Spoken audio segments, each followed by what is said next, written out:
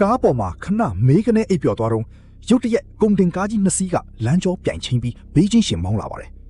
အရှိကကားကြီးရဲ့နှုတ်ဖုံးပွင့်သွားတဲ့အခါအထင်းမှာအသစ်ထုတ်လုပ်ထားတဲ့ 5th generation စစ်စက်ရုပ်တွေအုပ်လိုက်ကြီးရှိနေတာကိုတွေ့လိုက်ရပါတယ် Oh hell no. You are experiencing a car accident. The hell I am.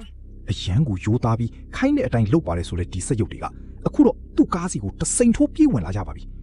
ဒါပေမဲ့သူတို့ကသူ့ကိုရှော့ဖို့စူးစမ်းနေတာမဟုတ်ပဲကားကိုတိတ်မောက်အောင်လှုပ်ဖို့စူးစမ်းနေကြတာပါ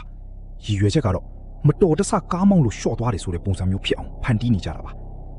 သူဟာဘီးကလမ်းကြားအလူလေးကနေအရှိန်ညှင့်ပြီးရုံထွက်ဖို့စူးစမ်းပေမဲ့အရှိကကားကြီးကလမ်းပိတ်ထားပါတယ်အဲ့ဒီအချိန်မှာစက်ရုပ်တစ်ကောင်ကကားမန်ကိုရိုက်ခွဲပြီးစတီယာရင်ကိုကန်ထားတဲ့သူ့လက်တွေကိုအတင်းဆွဲဖြုတ်ဖို့စူးစမ်းပါတော့တယ်သူ့ရဲ့တနက်ပါလူယူချင်းခံလိုက်ရပြီးပြန်လေခုခံဖို့ဘာလက်နဲ့မှမရှိတော့တဲ့အစုံသူကကားအရှင်ကိုအမြင့်ဆုံးထိတင်ပြီးရှေ့ကိုပဲစွတ်တုံးမောင်းလိုက်ပါတော့တယ်ကားအရှိကစက်ရုပ်ဟာကားပြီးအောက်ထိညှက်ပြီးပါသွားတဲ့အခါဝီလ်တယောက်စိတ်လူရှားလုံးလို့အော်ဟစ်မိတဲ့အထိပါပဲအရှိကကားကြီးအရှင်ယော့သွားတဲ့အခိုက်အတန့်လေးမှာသူကအခွင့်အရေးကိုအာယူပြီးအခြားလမ်းကြားလေးတစ်ခုကနေကားကိုကွေ့ဝိုက်ထွက်ခဲ့ပါတယ်ကားပေါ်ကိုစက်ရုပ်တွေတကောင်ပြီးတကောင်တက်လာတာကိုမြင်တော့သူကစတီယာရင်ကိုဘဲပြန်ညာပြန်အပြင်းအထန်စောင့်ဆွဲပါတော့တယ်ပြီးတော့ထိုင်ကုန်ခပတ်ကိုအသေးချာတင်းတင်းကြပ်ကြပ်ပတ်လိုက်ပြီးကားတစ်စီးလုံးကိုအရှိန်ပြင်းပြင်းနဲ့လဲပတ်စေခဲ့ပါတယ်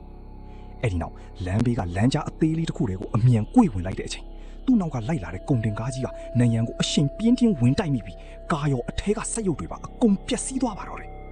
ဒါပေမဲ့အချီနေကမပြီးသေးပါဘူးကြံနေခဲ့တဲ့စက်ရုပ်၄ကောင်ကစုပေါင်းပြီးသူ့ရဲ့ကားကိုမှောက်သွားအောင်လှုပ်နိုင်ခဲ့ပါတယ်